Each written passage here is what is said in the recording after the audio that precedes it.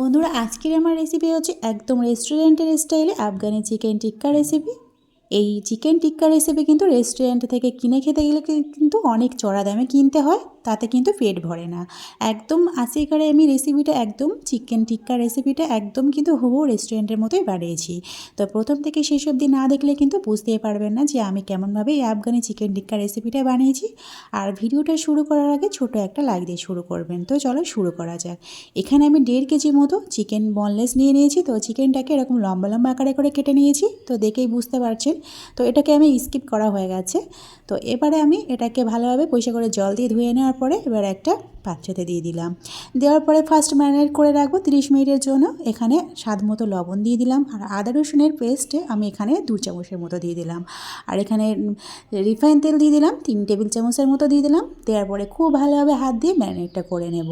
তো আমার ভিডিও যে যেখান থেকে পাচ্ছেন দেখছেন দেশ বা বিদেশে বাইরে, তাদেরকে অসংখ্য অসংখ্য ধন্যবাদ আমার এই আজকেকার এই রেসিপিটা দেখার জন্য। সত্যি বলছি বন্ধুরা, রেস্টুরেন্টে থেকে কিন্তু কিনে খেতে গেলে কিন্তু অনেক চড়া দাম দিয়ে কিনতে হয়, তাতে কিন্তু সত্যি বলছি পেট একদম কিন্তু ভরবে না। আর বাসায় যদি ট্রাই করেন তাহলে কিন্তু মানে নিজের ইচ্ছা মতো অনেকটাই খেতে পারবেন। তো এখানে আমি 30 মিনিটের জন্য সাইডে রেখে দিয়েছি। ততক্ষণে আমি এখানে একটা মশলা পিষে নিই। তো এখানে চিজ নিয়েছি, একটা চিজের কিউবটা পুরোটাই নিয়ে নিয়েছি।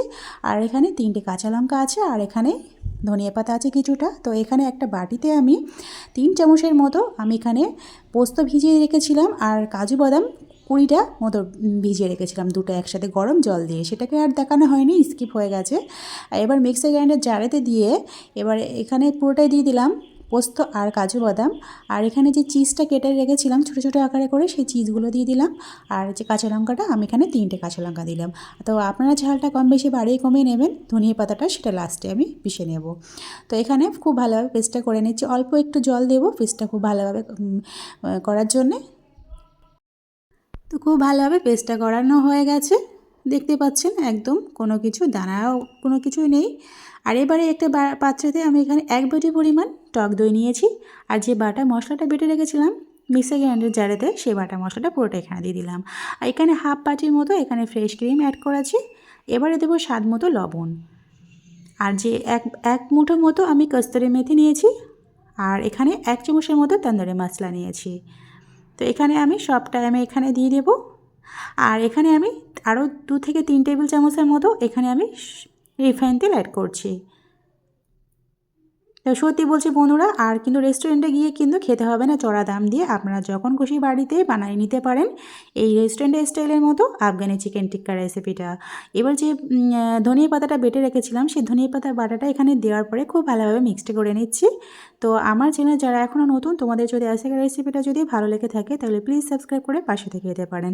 আমি কিন্তু 24 ঘন্টা পরে ঠিক সময় মতো আমি আপনাদেরকে ব্যাক দিয়ে দেবো। তো এখানে খুব ভালোভাবে মিক্সড করানো হয়ে গেছে। আর আমি এখানে গরম মশলা অ্যাড করবো। শুধু গরম মশলা বলতে এখানে শুধু এলাচটা আমি ইউজ করছি। তো এখানে 15 থেকে 16টার মতো এলাচ নিয়েছি। এলাচটাকে খুব ভালোভাবে শিলনোড়াতে আমি বেটে নিয়েছি। তো বাটা হয়ে গেছে, অল্প কিছুটা জল দিয়ে পুরোপুরি আমি এখানে বেটে নিয়েছি। নেওয়ার পরে খুব ভালোভাবে আরও কিছুটুকুনের জন্য আমি এখানে একটু ফেটিয়ে নিয়েছি।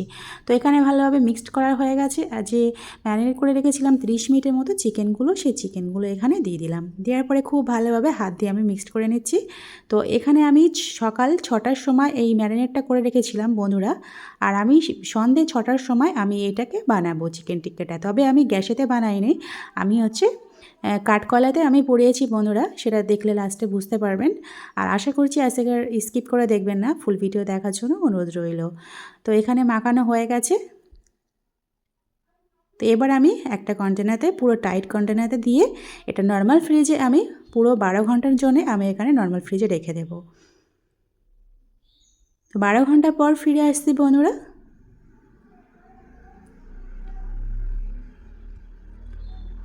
12 ঘন্টা পর এবার আমি বন্ধুরা ফিরে এলাম। দেখতে পাচ্ছেন এখন সন্ধ্যা হয়ে গেছে। এবার আরও 2 থেকে 3 মিনিটের মতো হাত দিয়ে ভালোভাবে মাখিয়ে নিয়েছি। এখানে ফ্রিজে রাখার ফলে কিন্তু পুরোপুরি টাইট হয়ে গেছে। দেখতে পাচ্ছেন একদম মশলা কিন্তু চিকেনের গায়ে একদম লেগে আছে। তো বন্ধুরা কিন্তু কমেন্টে কিন্তু জানাতে ভুলবেন না, পুরনো বন্ধু বা নতুন বন্ধু যারা হয়েছে। তো এখানে শিক নিয়ে নিয়েছি। এবারে চিকেনগুলোকে আমি খুব ভালোভাবে গেঁথে নেব। তো আপনারা দেখলেই বুঝতে পারবেন যে কেমনভাবে আমি এটাকে চিকেনগুলোকে গেঁথে নিচ্ছি। আর নতুন করে কিছু বলার নেই। দেখলেই বুঝতে পারবেন। এইভাবে পরপর করে দিয়ে আমি সবটাই বানিয়ে নেব।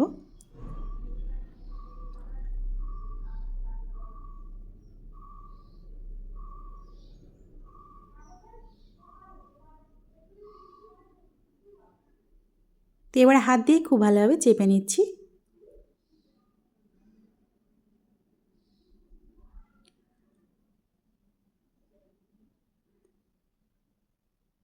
তো দেখতেই পাচ্ছেন আমার একদম একটা বানানো হয়ে গেছে। এইভাবে আরও শিকগুলো আমি সব বানিয়ে নিচ্ছি। তো এখানে আমার পুরোটাই বানানো হয়ে গেছে।